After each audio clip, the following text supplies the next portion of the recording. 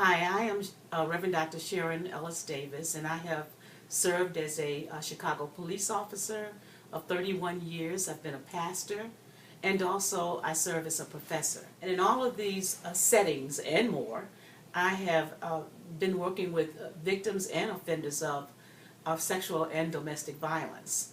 And one of the questions as I work with advocates and as I've worked in this field of domestic violence that I've been asked by my white feminist counterparts is, why aren't African Americans as active in the domestic violence movement? And I begin to think about it and make observations and conduct research and speak with many victims of domestic violence and many perpetrators of domestic violence. African Americans are not involved in this movement of domestic violence simply because the primary issue in African American communities is not domestic violence, it is racism. And the primary energy over the years has been given to the issues of racism within our community. And when I began to think more about it and research and read, I was introduced to this topic of gender entrapment. And that topic just seemed to resonate with all that was in me regarding what was going on with issues of domestic violence in African American communities and our lack of response in African American communities. And Beth Ritchie, a sociologist at the University of Illinois, spoke of that in her book, Gender Entrapment. And I began to look at the issue of gender entrapment from a theological point of view, from a spiritual point of view, to translate what does that mean for the African American church? What does that mean for the history of violence within the African American communities? And I could not help but go back and think about issues of slavery. I could not help but think about issues of the civil rights movement in the 60s. I could not help but think about, coming from Chicago, the issues with the projects in Chicago and the police violence and the overpopulation of African American men in prison. Such a tremendous burden for our community to handle, that the issue became not what's going on around domestic violence. Why are these things happening in our communities, and how can we empower? And so the gender entrapment that I began to research, and I published this book this year, but it's a culmination of at least 10 years, 15 years worth of research and study, the gender entrapment of African American battered women, and begin to look at what that meant and what function it had within our communities when it comes to preventing violence. And what I discovered in the gender entrapment language is that African American women who struggled alongside African American men for issues of racism did not receive that same attention when it came to violence against women and by African American men whom we walked side by side in the struggle. And so what had happened, especially in the African American Black liberation theologies of the church, the language was let's empower African American men. And we were co-opted and into that same mindset, thinking that the population in African American communities were the men.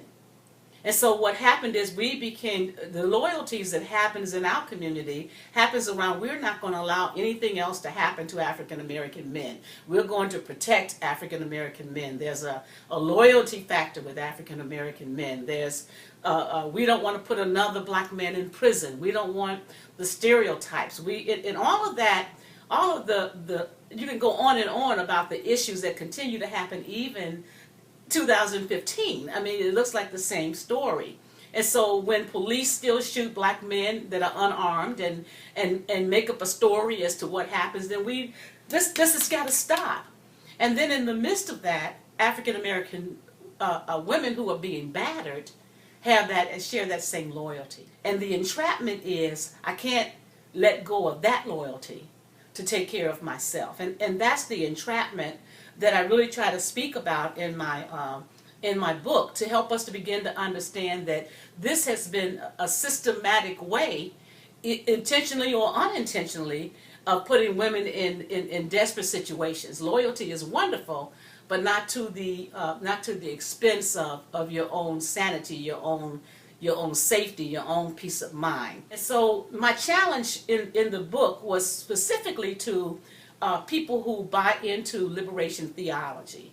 My sense is if we're going to have peace in our homes, if we're going to have violent-free relationships in the African American community, then we have to become, especially people who have written liberation literature, and that's men, we have to become more conscious of this connection.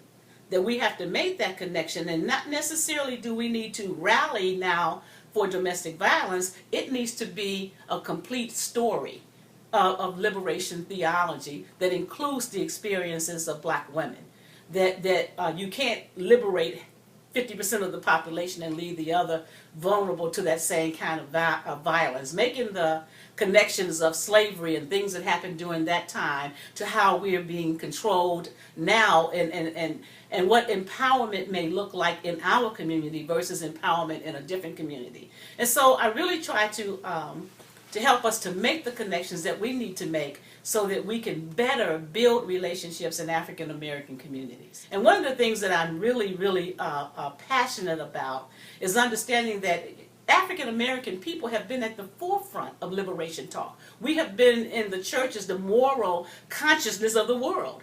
And so if we can make that connection, if we can make the connection that we act this way because, and that what we're going to do now is begin to look at how we language things, look at how we react to one another, understand where this might take root, and begin to change our consciousness, change our actions, then once again, we could take our liberation theology that now includes violence against women, we can check ourselves, but also we can do what we've done best over the years, and that's check the world. And so then peace in our homes will translate to peace in the world. And we'll be a much better society, and we can all learn. And so that's my passion.